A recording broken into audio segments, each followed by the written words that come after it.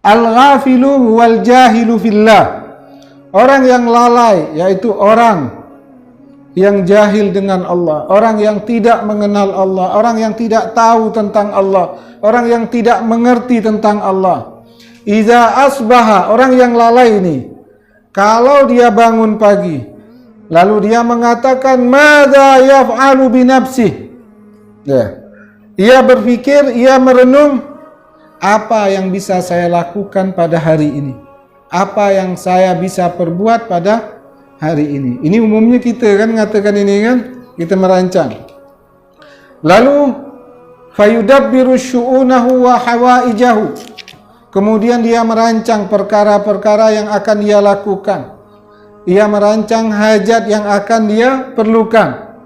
Kemana dia akan pergi, ke apa yang akan dia kerjakan, menemui siapa dia pada hari itu.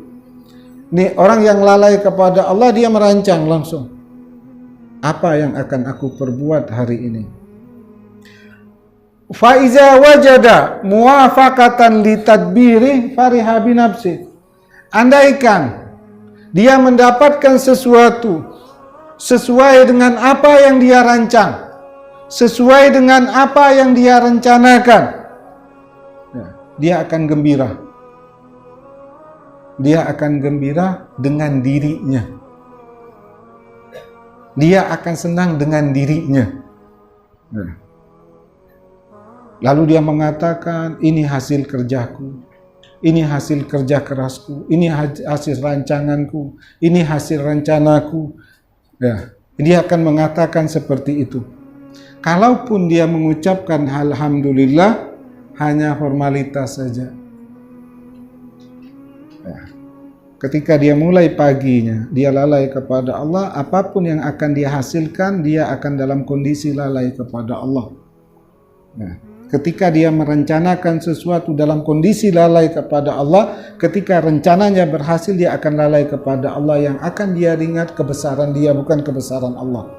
Dia akan memuji diri dia, bukan memuji Allah. Nah.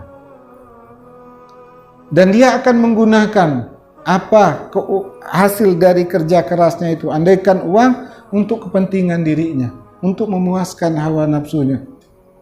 Nah, berapapun jumlahnya tidak ada masalah bagi dia.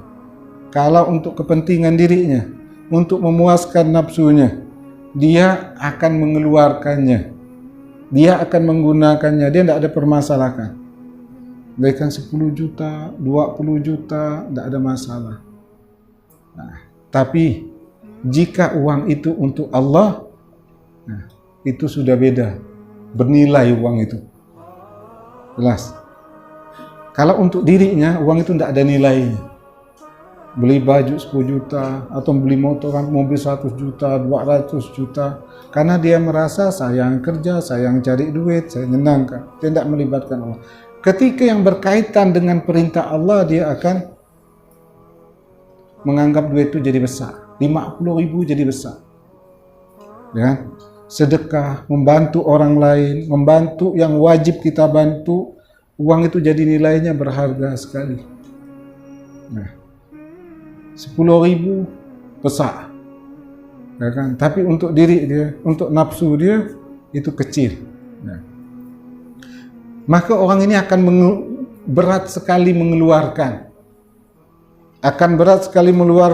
uang tersebut. Nilainya sudah tinggi, sebab dia merasa ini hasil jerih payah dia, hasil rancangan dia, hasil kerja keras dia. Jelas. Jikalau kita ingatkan orang ini, kita ingatkan ente sedekah, duit ente banyak, kita ingatkan orang ini untuk agar mengeluarkan, dia mengatakan apa? Ini uang saya yang nyari. Terserah saya lah mau melakukannya. Dengan uang ini keringat saya, jerih payah saya, terserah saya. Ini orang-orang yang jahil anillah, orang yang lalai, orang tidak mengenal Allah.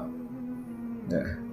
Faiza wajada khilafuhu. Ini kalau dia dapat hal yang menyenangkan, dia sikapnya seperti itu, lalai kepada Allah. Ya. Kalau dia dapat yang bertentangan, dapat sesuatu yang tidak sesuai rancangan dia, dapat sesuatu yang tidak sesuai rencananya dia. Apa yang terjadi dengan orang ini? Ghadiba wa sakhita wa hazina. Dia marah. Ya, dia marah, kecewa. Ya, dia marah, kecewa, dia sedih, stres. Bahkan dia akan menyalahkan orang lain. Ini karena orang ini, karena dia, bahkan yang lebih berbahaya lagi, dia akan menyalahkan Allah. Lalu dia tinggalkan solat karena kecewa, gini, ana udah gini, tak ada agak ibadah, ditinggalkan Allah.